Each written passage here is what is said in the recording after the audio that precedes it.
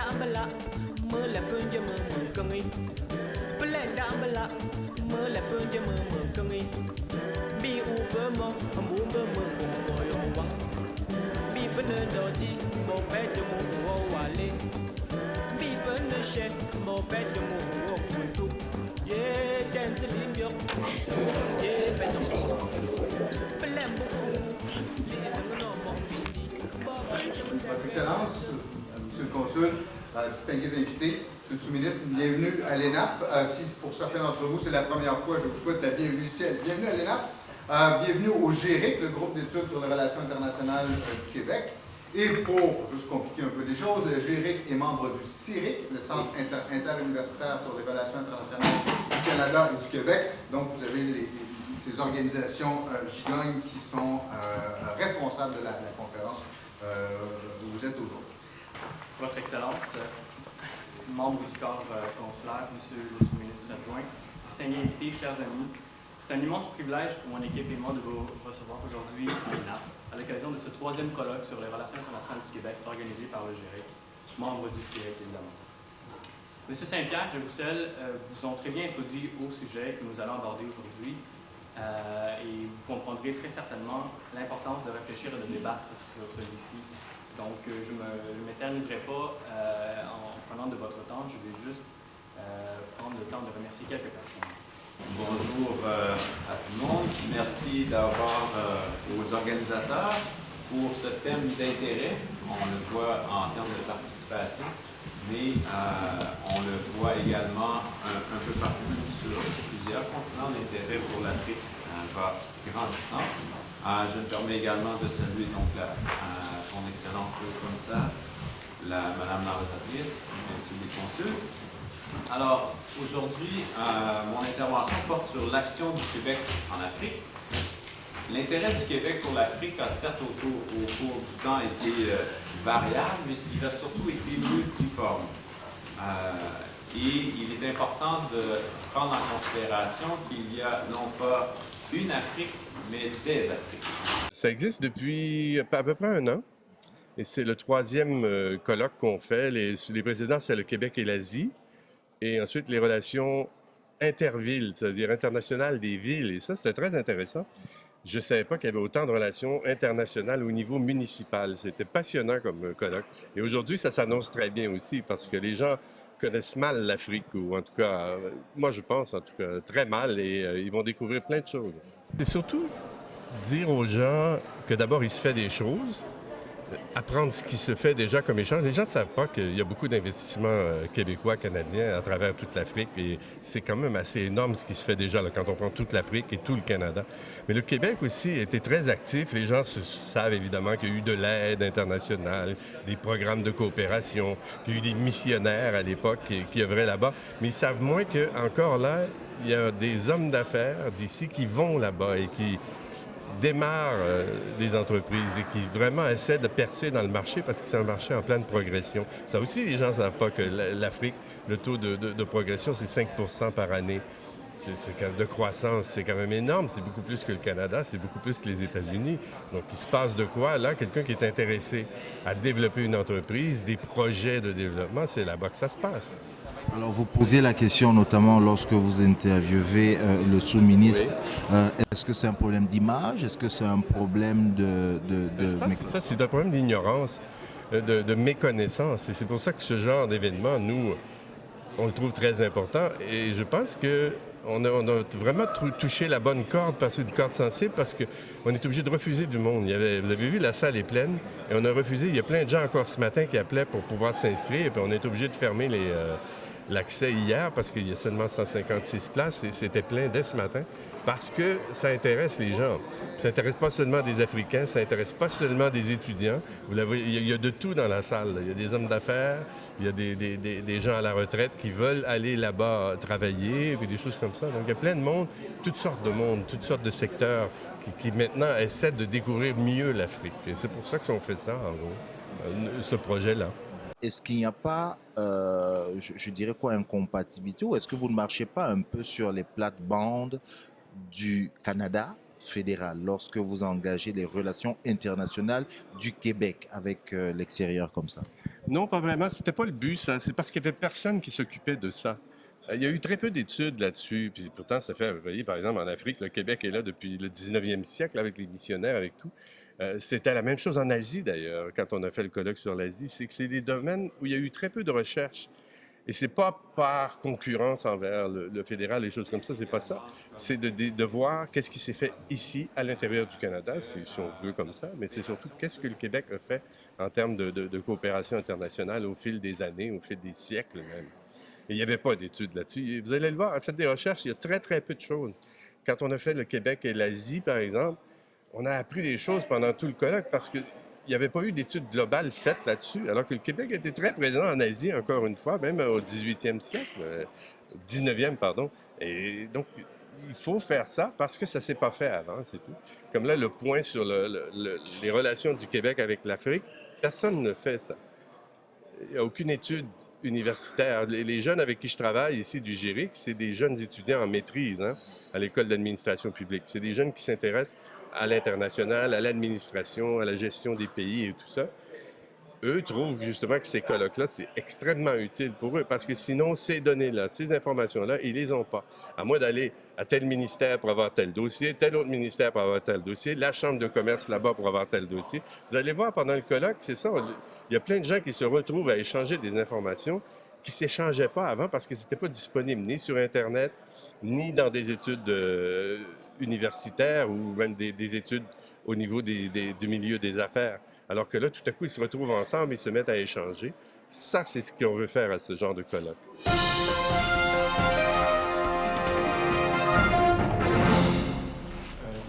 C'est clair que l'Afrique, c'est l'avenir de la francophonie économique de mon point de vue, mais il faut se demander à quelles conditions est-ce que les Africains et les gens de ma génération... Je pense avec les bouleversements que va connaître l'espace francophone, c'est-à-dire qu'on va passer de 220 millions de personnes qui parlent français aujourd'hui à 650 millions, 700 millions de personnes qui parlent français en 2050. Et dans le même temps, avec l'Afrique qui ne cesse de progresser sur le plan économique, on comprend que l'espace francophone sur le plan économique va devenir de plus en plus intéressant. Et quand on entend Jean-François Lisée, quand on entend Jacques Attali et bien d'autres encore, la ministre en charge de la francophonie de la France, elle le dit clairement, c'est un espace qui a développé sur le plan économique. Les autres réfléchissent donc à comment profiter de cet espace-là pour vendre leurs produits. Je pense qu'il est important que l'Afrique dise les conditions à partir desquelles elle va accepter que cet espace-là devienne un espace économique, étant donné que 85% de ces 650 à 700 millions de personnes seront en Afrique. Donc voilà, c'était un peu ça la réflexion qu'on a menée, mais dans une optique où on observait du point de vue québécois. Comment est-ce que le Québec peut s'en sortir dans cette francophonie économique-là, de manière à ce que ce soit un partenariat gagnant-gagnant avec l'Afrique. Et à ce niveau-là, on se rend facilement compte que l'Afrique a beaucoup de besoins dans lesquels le Québec a une expertise d'excellence mondiale. Et une fois de plus, il faut définir les conditions à partir desquelles le Québec et l'Afrique travailleront. On peut penser au domaine minier, on peut penser au domaine de la foresterie, on peut penser aux infrastructures. Donc, c'est les domaines où le Québec excelle. C'est des domaines où l'Afrique a besoin de développer son potentiel pour véritablement émerger. Mais je pense qu'il faudrait que l'Afrique exige qu'il y ait de la création d'emplois en Afrique, qu'il y ait même des joint ventures, c'est-à-dire qu'il y ait des Africains qui aient des participations dans des entreprises québécoises qui viendraient s'installer. À partir de là, oui, ça devient intéressant. Et tout le volet formation aussi. Parce que pour créer de l'emploi sur place, dans certains domaines, il faut former les gens. On voit bien qu'en parlant français, parce qu'on m'a demandé de faire un exposé sur l'Afrique francophone et le Québec, en parlant français, ça devient beaucoup plus facile de former les gens. Vous êtes le coordonnateur du Forum Africa. Ici à Montréal, vous êtes dans l'équipe, ok, qui est quand même le forum qui réunit les hommes et femmes d'affaires à travers le monde africain qui viennent à Montréal.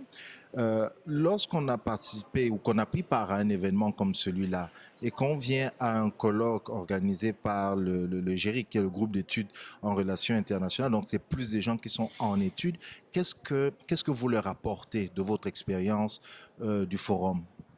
Oui, on leur apporte déjà une certaine connaissance de l'Afrique.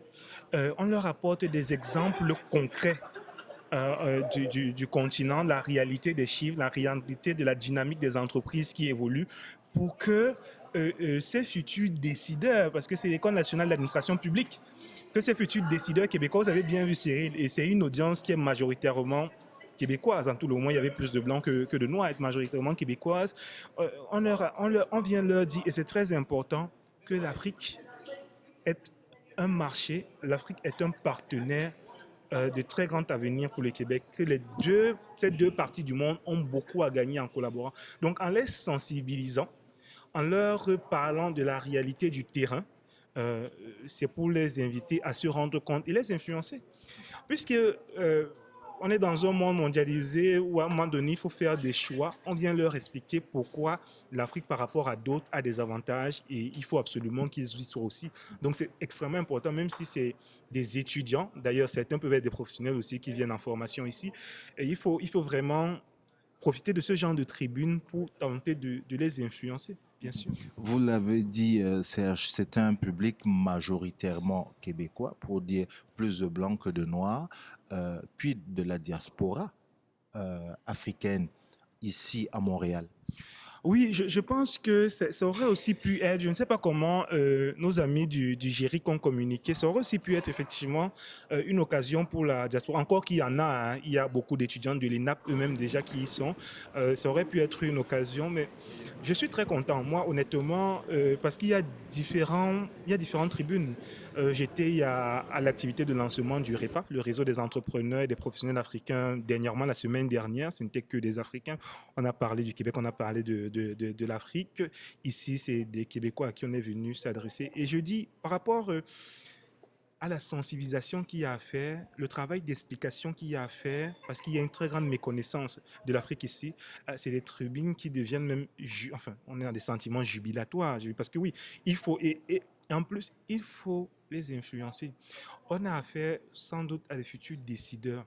Il faut que dès à présent, ils comprennent parce que ce vers quoi on se lance, c'est Lionel Zinsou qui dit souvent que l'Afrique a un carnet de commandes pour les 30 ans à venir. Ce vers quoi on se lance, c'est vraiment plusieurs décennies où on aura besoin de beaucoup d'investisseurs, de partenaires internationaux, de savoir-faire qu'on n'a pas en Afrique. Donc, on a besoin vraiment d'un maximum de partenaires et puis aussi pour se libérer de certains partenaires étrangers ou en tout cas diversifier nos partenariats. On a donc besoin que les Québécois et les Canadiens soient présents. Donc ce genre de tribune soit absolument formidable. Tant mieux, s'il n'y avait eu que des Québécois, je n'aurais pas été gêné. Merci beaucoup, Serge. Merci à vous. Et longue vie en Djangui TV, que je regarde continuellement. J'ai suivi le développement de l'Afrique il y a 18 ans, où on n'avait pas de téléphone. On partait, quand on embrassait notre femme, on disait bonjour, on vient dans un mois, on ne rappelait plus. C'était fini. Là. Moi, j'ai manqué des graduations, des premières communions et Matézan, parce qu'on partait et on ne venait pas. Alors que maintenant, à la mine, on a nos BlackBerry, on reçoit nos emails, on envoie des SMS. Ça a changé là, il y a 18 ans. Hein. On partait, on prenait Air Afrique, on ne savait pas, même pas si on était pas arrivé souvent. Et alors que là, on est avec Air France, ça ne bouge plus. L'Afrique, c'est un nouveau continent, mais c'est le dernier continent et c'est la grande course.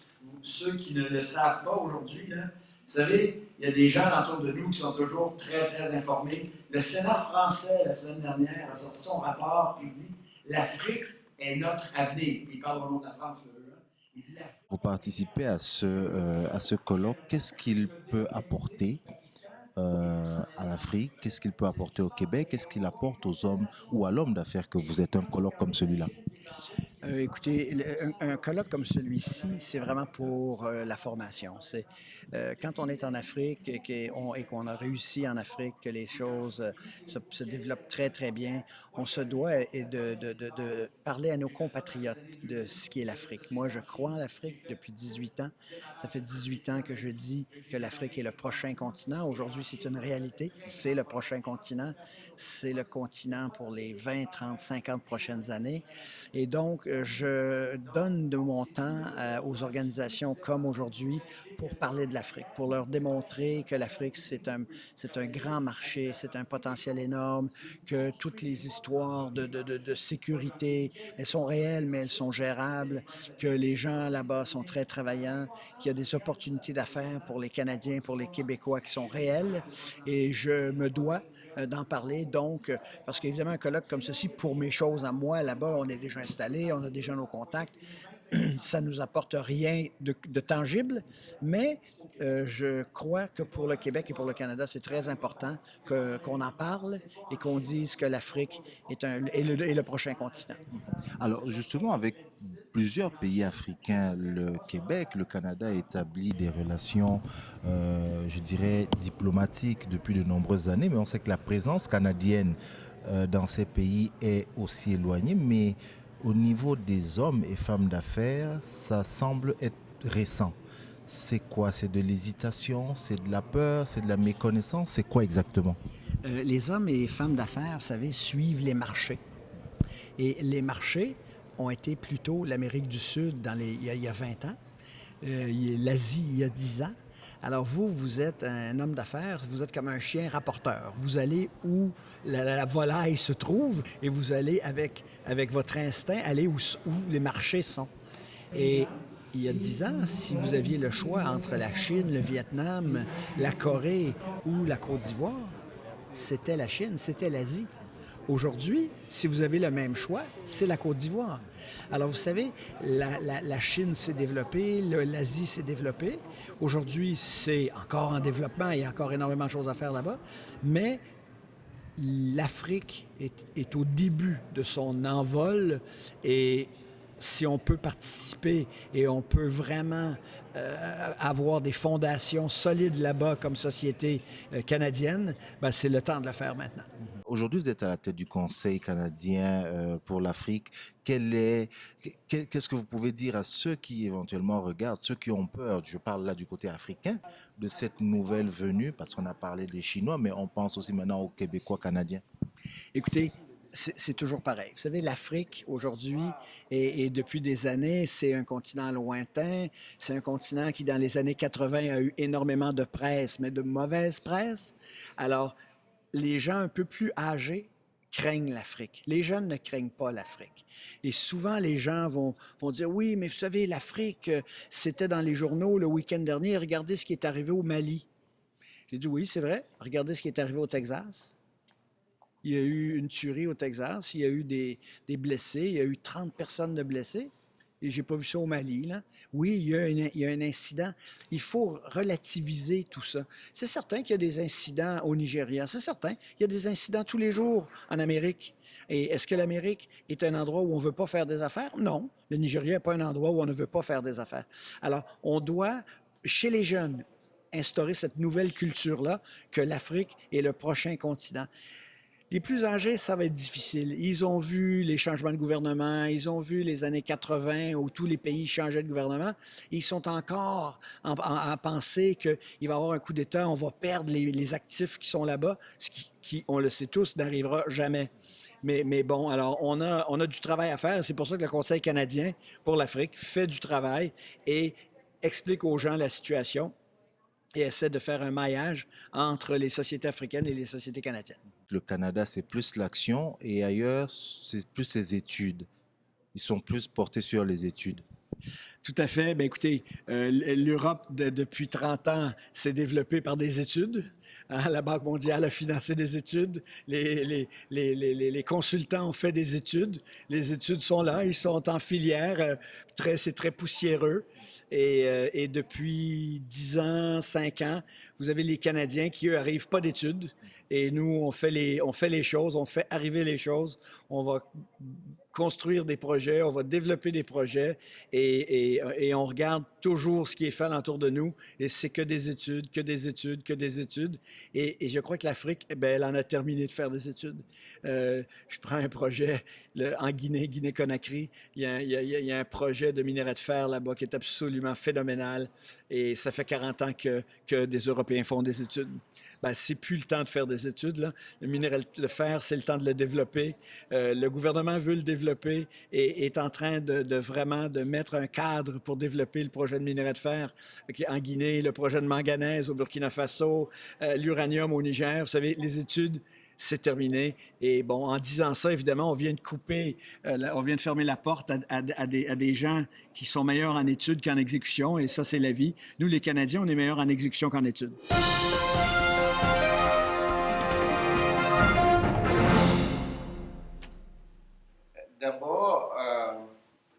vous parler des relations entre le Québec et l'Afrique.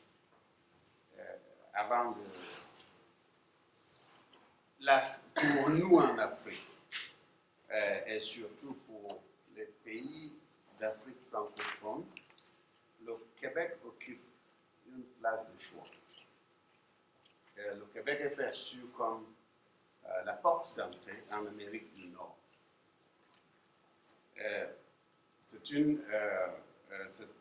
une destination privilégiée pour nos étudiants et travailleurs immigrants en raison des mesures incitatives exceptionnelles offertes par le Québec. Je crois que c'était une belle occasion pour moi de parler davantage de tout ce qui se passe dans les relations entre nos deux pays, les deux parties, je dirais, entre le Cameroun et le Québec. Et j'ai profité de l'occasion pour exposer les potentialités et toutes les possibilités de coopération et d'affaires, surtout, qu'on peut exploiter. Vous avez mis en avant le dictionnaire que vous avez initié, qui présente un peu les Canadiens d'origine camerounaise. Vous pensez que c'est vraiment un outil qui peut aider le Québec, notamment par rapport aux Camerounais qui sont installés ici? Justement, les Camerounais présents sur le territoire québécois sont nos premiers ambassadeurs. Les véritables ambassadeurs, c'est eux qui vivent avec le peuple québécois, qui maîtrisent les rouages des institutions québécoises et travaillent avec les hommes d'affaires québécois. Ils sont dans les usines, ils sont dans les laboratoires de sciences et de technologie. Ils sont nos premiers ambassadeurs. Et en cherchant à les valoriser à valoriser leur rôle à travers ce dictionnaire, l'un de nos objectifs était de souligner cet aspect qui sont des ponts de tête entre des vecteurs de coopération. Et puisqu'ils sont connus par les Québécois, pour la plupart sont québécois, donc nous comptons aussi sur eux pour nous aider à renforcer la coopération entre le Québec et le Cameroun. Une question qui fâche, Excellence. On apprend que le Québec a déjà ouvert 2 bureaux expansion en Afrique et au niveau de l'Afrique subsaharienne, mais ils ont choisi Dakar et Ouagadougou. Pourquoi n'avoir pas choisi Yaoundé? Bon, c'est une initiative assez récente. Pour eux, c'est un début. Je viens de l'apprendre et j'ai eu l'occasion de parler avec les promoteurs pour voir dans quelle mesure on peut également considérer cette Yaoundé dans le cadre de ce programme d'installation qui est en cours. Là, il y a des Camerounais au Cameroun qui nous regardent. Lorsque vous sortez d'un colloque comme celui-ci, vous venez de parler du Cameroun, quel est le message que vous pouvez leur adresser par rapport à la relation Québec-Cameroun?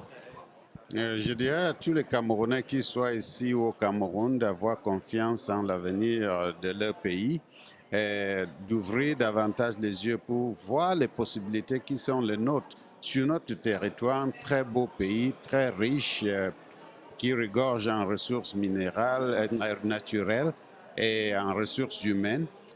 Tout ce qu'il nous faut dans le cadre de nos relations diplomatiques, c'est de chercher des partenaires. Donc notre problème maintenant, c'est de bâtir des partenariats gagnant-gagnant avec les autres, les amis de l'extérieur, pour valoriser notre production interne, pour promouvoir les échanges entre le Cameroun et les pays étrangers. Je vous remercie, Monsieur le Haut-Commissaire. Je vous remercie, puis je vous dis bonne continuation dans votre tournée de promotion du Cameroun. Je vous remercie et bon courage.